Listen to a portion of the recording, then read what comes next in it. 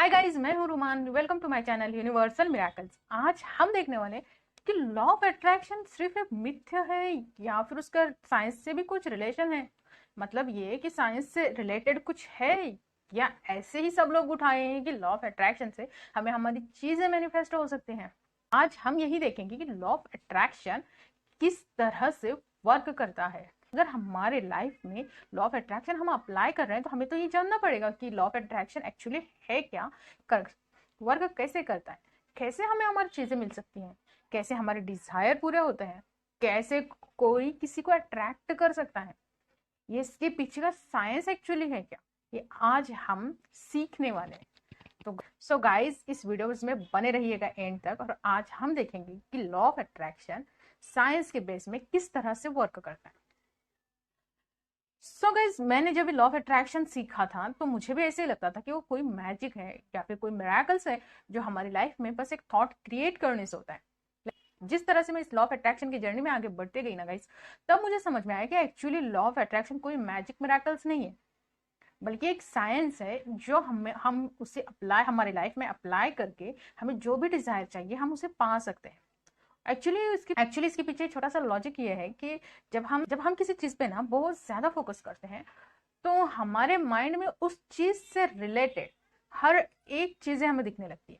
For example, अगर हम job को ले लें, अगर मुझे जॉब मैनिफेस्ट करना है और मैं जॉब पर पूरी तरह से फोकस हूँ तो मुझे यही सुनाई देगा कि हर कोई जॉब मैनिफेस्ट कर रहा है, हर कोई न्यू जॉब ले रहा है, हर कोई जॉब में से अच्छी इंक्रीमेंट ले रहे हैं। अगर मेरे पॉजिटिव थॉट्स हैं जॉब से रिलेटेड तो मुझे ये सब कुछ सुनाई देगा, दिखाई देगा। अगर मेरे नेगेटिव थॉट्स हैं जॉब से रिलेटेड तो ऐसे सुनाई देगा कि कोई जॉब में से किसी को निकाला है, किसी किसी को जॉब से निकाल दिया गया है, या फिर किसी का ट्रांसफर बहुत दूर हुआ है, या फिर किसी को जॉब नहीं मिल रही। इससे रिलेटेड मुझे ये निगेटिव थॉट्स आएंगे।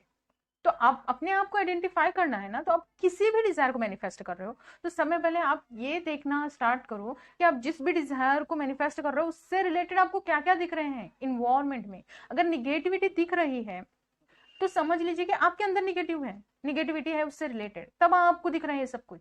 अगर आप उससे रिलेटेड पॉजिटिव होते तो आपको सब कुछ पॉजिटिव दिखता। तो यूनिवर्स जब हमें कोई मैनिफेस्ट करते हैं तो बार बार हमें सिग्नल देता रहता है, बार बार हमें ये दिखाता रहता है कि आप जो भी मैनिफेस्ट कर रहे हो, जो भी आप मैनिफेस्ट कर रहे हो उसमें आपकी ये निगेटिव थॉट्स हैं और ये वाले पॉजिटिव थॉट्स हैं, ये दोनों भी दिखाता है।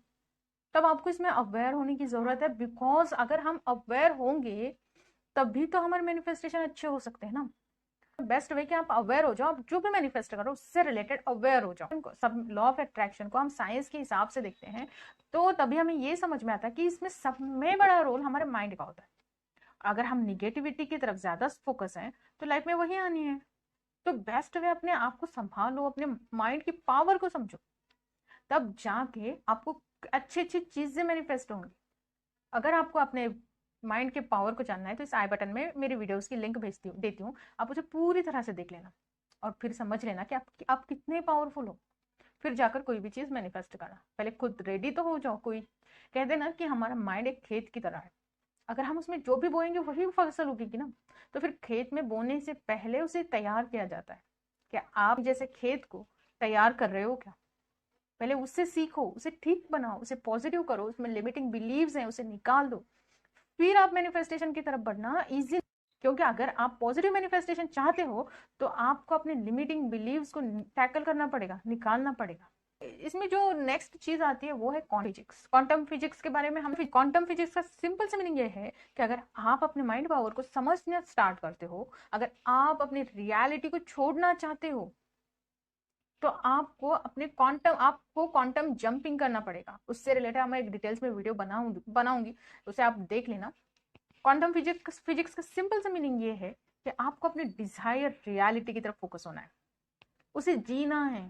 जैसा कि आप करंट रियलिटी में रहकर जी रहे हो, फ्यूचर की रियलिटी, मेरे साथ ऐसा होगा, मेरे साथ वैसा होगा, पास्ट की रियलिटी मेरे साथ ऐसा हुआ है, मेरे साथ ऐसा हुआ है, मेरे साथ वैसा हुआ है। इस रियलिटी को आप जो जी रहे हो, जिस वजह से आपके मैनिफेस्टेशन ब्लॉक हो रहे हैं, जिस वजह से इस वर्स्ट रियलिटी को, इस रियलिटी को छोड़कर आपको आपकी क्वांटम रियलिटी में जाननी है, जिसे क्वांटम फिजिक्स कहते हैं, जो कि आपकी एक new world, new journey, new life होगी। बस आपको उसे अचीव करना, उसे देखना, उसे उसमें रहना से उसमें रहना सीखना पड़ेगा, तब आप जाकर आपकी कोई भी मैनिफेस्टेशन को एफर्टलेसली मैनिफेस्ट कर सकोगे।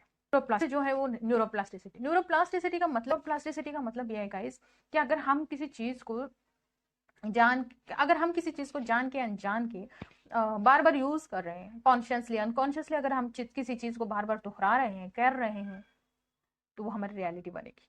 जो हमारे माइंड में एक ही चीज को बार बार हम डालने लगते हैं ना, तो वही चीज ग्रोथ करती है। बिकॉज इसी ही न्यूरोप्लास्टिसिटी कहते हैं, इसी को ही कहते हैं कि हम हमारे डिजायर रियलिटी को पाने के लिए जब हम बार बार एफर्म करने लगते हैं, बार बार सुनने लगते हैं, देखने लगते हैं, ऑब्वियसली वो हमारी रियलिटी बनती है।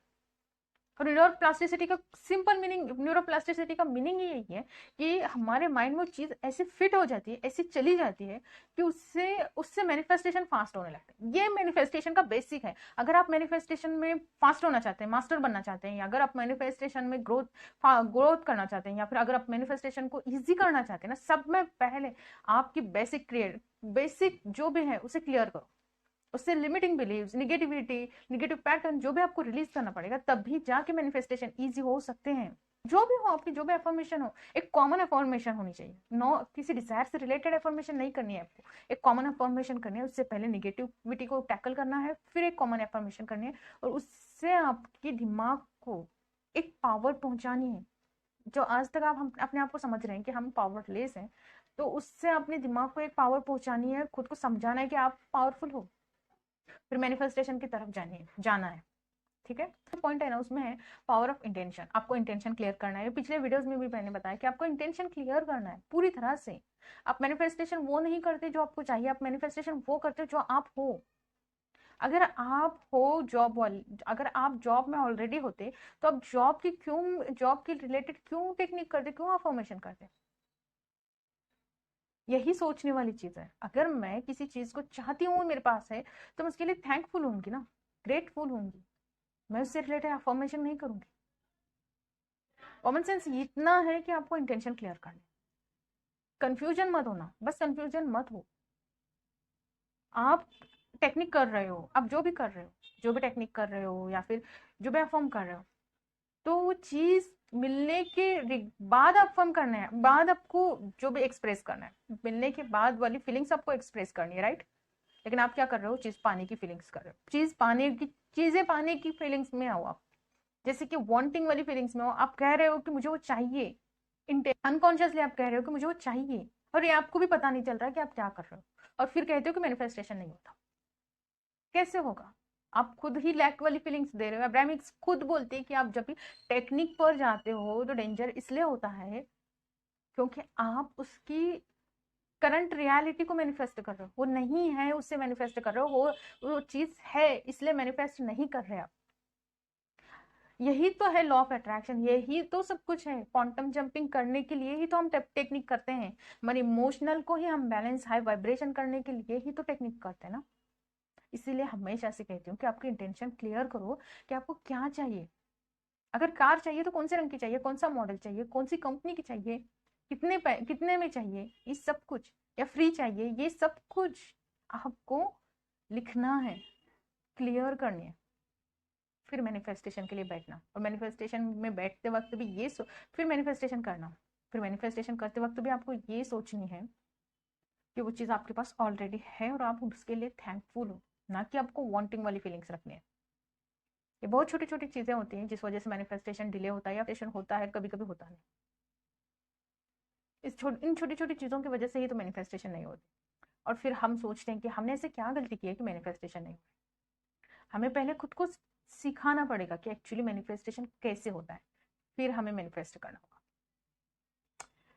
अगर मेरी वीडियोस आपको बहुत ज्यादा यूजफुल लगती है, अच्छी लगती है, तो इसे बहुत ज्यादा लाइक कीजिएगा, शेयर कीजिएगा, सब्सक्राइब कीजिएगा। अगर किया है तो इसके लिए थैंक यू सो मच।